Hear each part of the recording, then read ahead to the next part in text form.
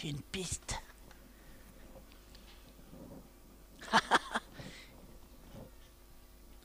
Oh, la belle piste. Ah. Oh, je tiens quelque chose. C'est sûr, il est passé par là.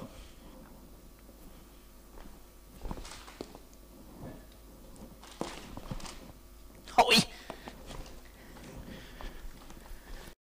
Où qu'il est allé? Ah, bonsoir. Ils sont tous venus. Bonsoir tout le monde. Tous motivés pour aller à la chasse au daron. Ah, c'est bien. Mais, votre matériel? Le sac? Et les lampes? Les bottes? Pensez pas quand même aller en forêt avec des petites chaussures comme ça quand même? Des petites saquettes? Oh, des talons. Eh ben ça commence bien la soirée, moi je vous le dis. Une loupe aussi. Choper les poils, des petites choses comme ça. Ben, je vois que personne n'a rien pris, quoi, même au fond là-bas. Bon, ça va, en général, j'ai du matériel pour à peu près tout le monde. Donc je vous le dis ce soir, on va quand même y aller. Même s'il y en a qui ne veulent pas. Ou qui ont peut-être un petit peu froid. Ou un petit peu peur. Mais c'est pour ça. Vous n'avez pas pris de matériel parce qu'en fait, aller dans les bois la nuit, puis il fait froid. Et puis, la journée, on se dit, allez, on va y aller, ça va être sympa. Un petit peu, il fait beau. Puis arrive 20h. Le soleil commence un petit peu à décliner. Il y a des drôles de bruit là-bas au fond, des chouettes. Qu'est-ce que c'est que ça? Puis on a peur. Après, je vous en veux pas. En général, avoir peur, je vais dire c'est normal. C'est même très bien. Parce que quand on n'a pas peur, c'est là où on fait des bêtises. On se dit, alors moi, je vais y aller tranquille, et puis on tombe dans un trou, on se fait mal, et puis on a oublié la lampe, on a oublié la touche de secours, on n'a même pas de réseau, rien. Et puis c'est là qu'arrivent les accidents. Donc il vaut mieux avoir un petit peu peur. Alors pas trop, hein. Même derrière ça, on a un petit peu peur, hein, je vous le dis. Mais quand il faut y aller, il faut y aller. Puis une première fois, une deuxième, et puis on s'équipe. Alors un équipement, souvent, c'est pas grand-chose. Mais il faut quand même un petit peu de matériel. On n'est quand même pas super équipé d'origine. On n'a pas de poche, enfin, on a froid, on n'a pas rien pour l'eau, enfin, du coup, un peu d'équipement. Quand on va dans la nature, c'est quand même normal. On va y arriver quand même ce soir. Je vous propose quand même d'y aller. Vous êtes partant. Parce que ce darou là, vous avez peut-être pensé qu'il est dangereux, féroce. Vous le connaissez le darou. Vous savez, c'est né dans les veillées d'antan. Et puis il existe encore maintenant, la preuve, aujourd'hui. Mais c'est pas tout jeune, hein. Les premiers darous, ça date. En fait, ce soir, je vous propose même d'aller le chercher, hein, mais il paraît que c'est le dernier. C'est intéressant, ça. Le dernier. Ça veut dire qu'il n'y en a plus, mais c'est peut-être pas encore mort. Alors du coup, c'est vrai qu'il faut un peu d'équipement. Avoir peur, c'est une chose. Mais surtout, ce soir, je vous propose d'aller le chercher, peut-être, un peu en vous. Après tout, c'est notre darou. Notre dernier darou. Et ce soir, l'intérêt, c'est d'aller le chercher chacun. Moi, vous, chacun d'entre vous, peut-être, et j'espère d'aller le chercher un peu là, peut-être un peu là aussi, ce dernier darou. Il y a un petit espoir, puisqu'il y en a encore un. Donc il n'est pas mort.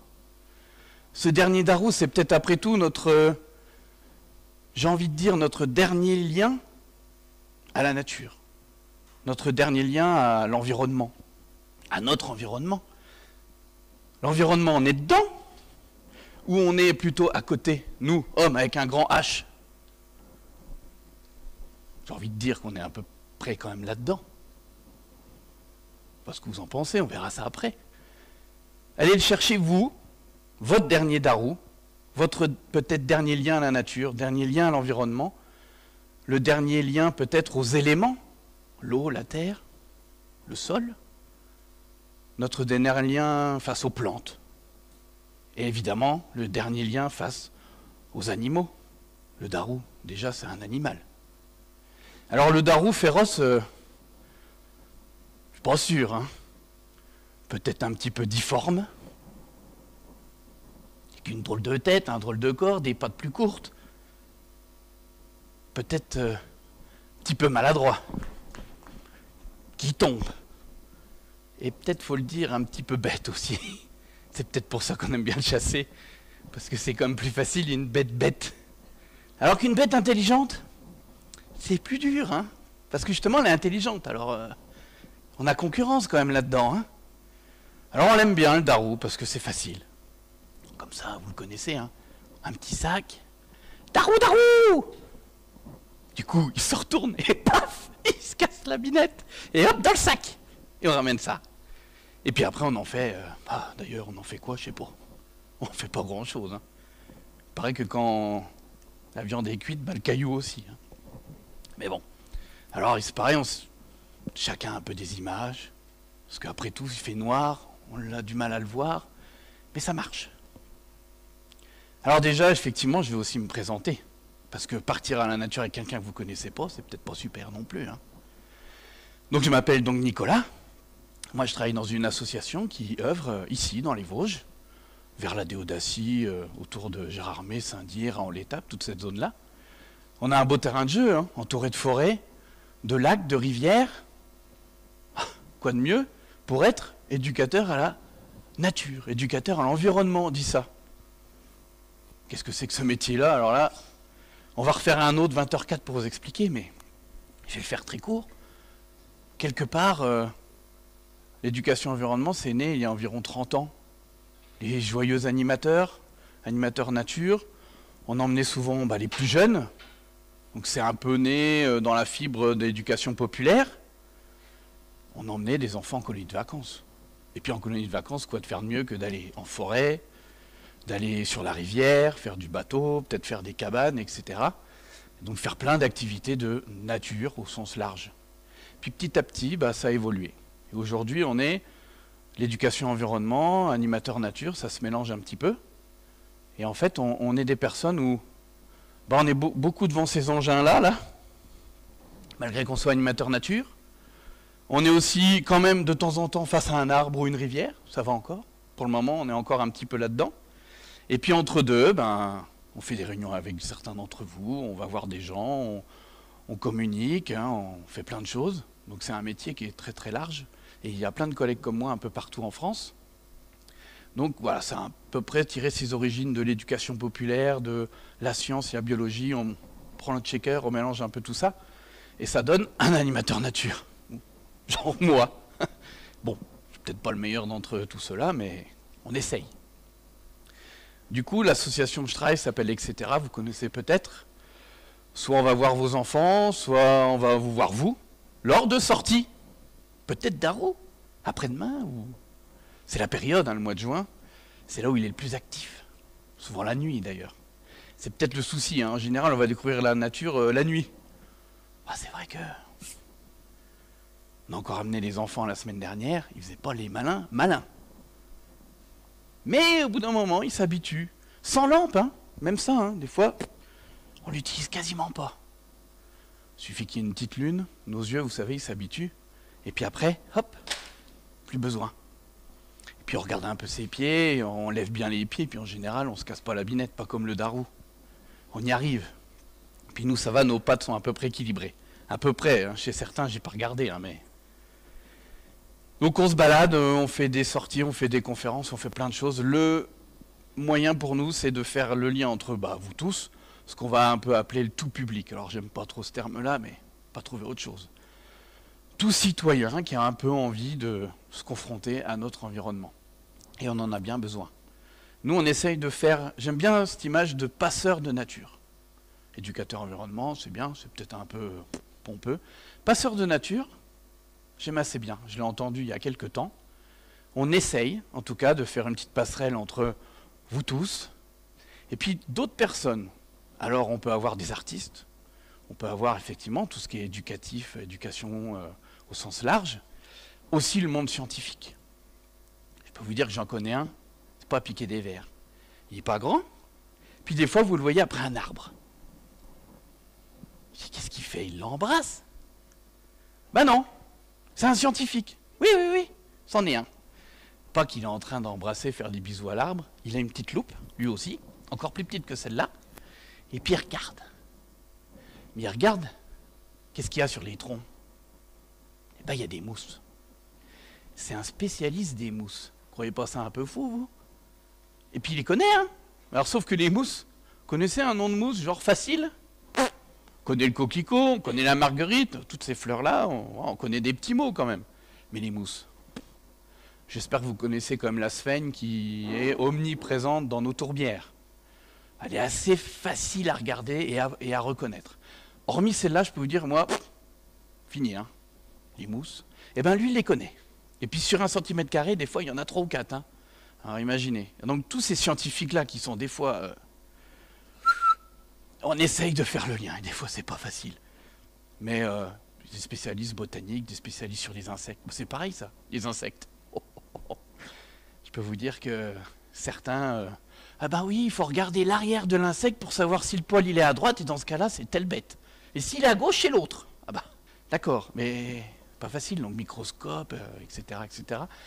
Et plus on avance, plus on se rend compte que le trou de méconnaissance, il grandit. Plus on pense connaître, et plus en fait c'est énorme tout ce qui est devant nous, et de connaissances, et du coup de méconnaissance de notre nature, même proche, même évidemment celle des Vosges par exemple. C'est un terrain de jeu magnifique, et on le connaît encore,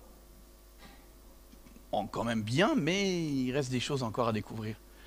Et ça, tous ces gens-là, bah heureusement qu'ils sont là, parce que eux, tous les jours, plus ou moins bénévolement, mais aussi professionnellement, ils vont trouver des informations, ils vont faire des recherches, et ça nous aide, nous, bah, à vous passer aussi un peu d'informations et des connaissances sur les problèmes, mais aussi sur les choses qui vont quand même bien, parfois. Alors c'est vrai qu'on est sur une phase où on est... C'est compliqué, la biodiversité qui s'effondre, il y a plein de problématiques, mais ça ne nous empêche pas, joyeusement, d'aller encore en sortie, d'aller voir des choses, des plantes, des animaux, etc. Et heureusement qu'on a encore cette possibilité-là d'aller encore se balader dans la nature. Et il y a des dangers, évidemment, mais il faut les connaître. Puis une fois qu'on a un peu passé à côté de ces dangers, pas trop mal. Les bottes, c'est pas pour rien. Je devrais avoir un pantalon, là, mais c'est encore mieux. Eh oui, la tique. Ça, c'est vraiment un gros problème qui nous arrive et qui commence à devenir de plus en plus connu, et tant mieux. Mais c'est vrai qu'il va falloir un petit peu se protéger de ça. Mais on peut quand même essayer, justement, en connaissant de mieux en mieux ces petites bêtes-là, comme quoi c'est pas le daron le plus dangereux. Hein. C'est la plus petite qu'on peut trouver autour de nous. C'est la tique, la limite. Et puis le moustique aussi, hein. C'est pas dangereux, mais c'est embêtant. Bah souvent les plus petits, c'est ceux-là qui nous embêtent le plus. Alors avoir la peur de ces grosses bêtes, peut-être ces grands prédateurs, elle est où la balance? Est-ce qu'il faut avoir peur d'une grosse bête qui a aussi peur de nous? Je vous rappelle qu'on est des bêtes à 2 pattes, qu'on est en l'air. Bon, à part l'ours qui arrive un peu à se dresser, en général, tous les autres sont plus bas. Et déjà rien que ça, certains biologistes pensent que c'est énorme par rapport à leur perception de l'homme, même au loin, une sorte de bête dressée. Pour eux, c'est pas si facile de nous approcher. Il y a des opportunistes, d'accord? Mais certains nous approchent vraiment de très très loin. Ils nous sentent. Alors des fois, avant de trouver un animal, vous êtes déjà reniflé. Alors c'est pareil, hein, le parfum quand on va en forêt, si vous voulez pas avoir de bête, allez-y. Hein. Bon, après on va mettre de l'anti-moustique, de l'anti-tique, etc. Mais... Donc tous ces petits problèmes-là s'accumulent, et il faut aussi vite réagir pour qu'on puisse encore jouir d'aller en sortie et d'aller à la chasse aux darous. Carrément, si on ne peut plus aller à la chasse aux darous, ça va être triste quand même. Les petits-enfants, j'ai envie de les emmener. Je sais pas vous, il y en a peut-être qui les ont emmenés, les enfants, aller à la chasse aux darous en fin de journée. Parce qu'il y a plein de choses qu'on ne fait plus, et c'est quand même un petit peu dommage. Même si on le fait autrement, mais il faut le faire quand même. Donc comme je disais, voilà, un petit peu pour vous peindre un peu ce qu'on fait, et l'éducateur à l'environnement, c'est un peu ça. C'est très varié, comme ce soir, et puis demain on sera avec des enfants, puis après-demain on sera peut-être avec des associations, des élus. Voilà, c'est très variable, et c'est assez plaisant, ceci dit. Alors en tout cas, votre Darou qui est peut-être là, hein, comment aller le chercher? Une petite expérience, parce qu'on parle maintenant de syndrome de manque de nature. C'est quand même grave, c'est mon jugement. Un exemple, apparemment, on change carrément d'ambiance, on est dans une prison. Alors imaginez, hein, les murs, etc., les matons, les prisonniers. Un jour, dans cette prison, rien ne va plus. Voilà, les matons n'arrivent plus à contrôler les prisonniers entre eux, ça ne va plus du tout. Et c'est un psychiatre qui nous a raconté cette anecdote-là. Il était un des spécialistes, donc il intervient pour essayer de résoudre globalement, faire sa part par rapport à résoudre le problème. Et il demande au directeur, il s'est passé quelque chose dans la cour de la promenade, hein, là où ils sortent au moins quelques temps dans la journée. Non, je vois pas. Ah bah si, il y avait un arbre. Mais pour une question de sécurité, on l'a coupé. Parce que s'il grimpe là-dedans, on ne sait pas. Ça s'est fait quand? Bah, telle date. Et les problèmes ont commencé à arriver quand? Bah, telle date. Ah. Peut-être que leur dernier darou à ces prisonniers, il était dans l'arbre. C'était l'arbre en lui-même. C'est qu'un exemple, mais comme par hasard. Ou quelqu'un qui est peut-être effectivement un peu renfermé par un handicap ou quelque chose, qui ne peut plus bouger, si on lui enlève sa petite fenêtre pour aller voir un parc, pour voir effectivement ne serait-ce que la forêt, ou voir son jardin, ou même faire une petite jardinière, c'est très important. C'est son petit darou, le dernier darou, qui va le tenir peut-être, et puis le connecter à quelque chose. À peut-être ce dernier darou qui est là. Si on supprime rien de plus que la prison. Si c'est mal vu la prison, c'est parce qu'on est enfermé, et puis que fini. Hein. Pas un brin d'herbe, pas une fleur, pas un insecte, rien. Là, il avait coupé l'arbre. Ça montre un exemple. Alors moi, j'avais vécu quelque chose qui m'avait marqué.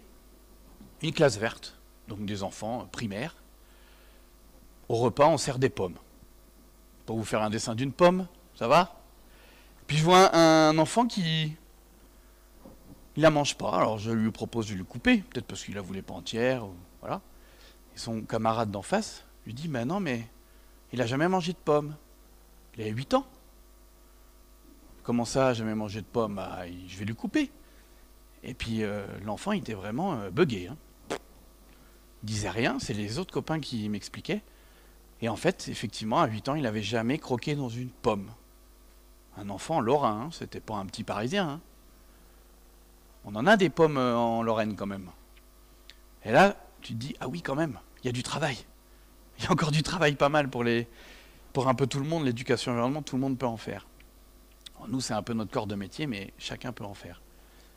Donc, des petites choses comme ça qui vous donnent quand même des petits signes de dire, attention, on est quand même dans quelque chose où on se déconnecte. J'ai encore entendu aujourd'hui une émission là-dessus, je vous la conseille de la réécouter, sur notre perte de lien à la nature. Alors peut-être que vous avez peut-être des expériences.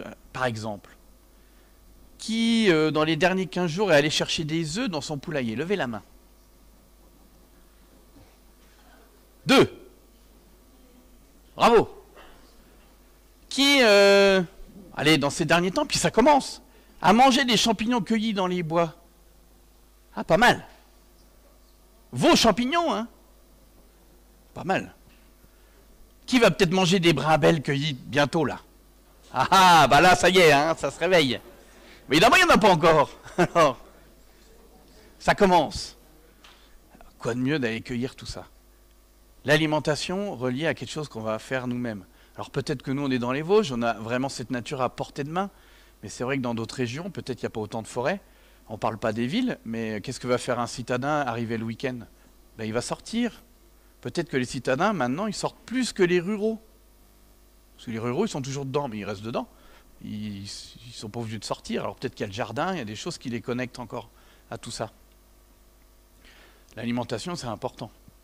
Et puis ça rassemble tout le monde, ça va. Autre petite question.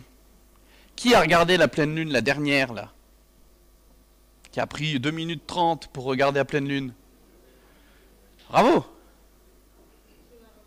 2, 3? Ah, faut se remémorer, c'était il y a quand même... pas tout à fait, oui. Une dizaine de jours.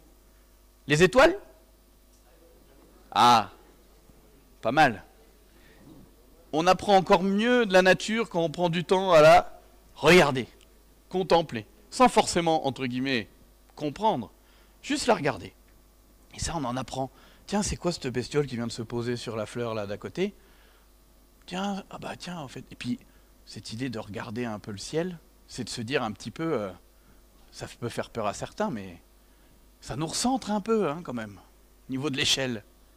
C'est juste... Et du coup, qui a déjà, dans les derniers jours, été marcher un petit peu dans le noir, justement, en forêt? Il y en a un? Deux? Vous étiez perdus? Ils étaient tombés en panne, puis ils sont allés chercher peut-être le...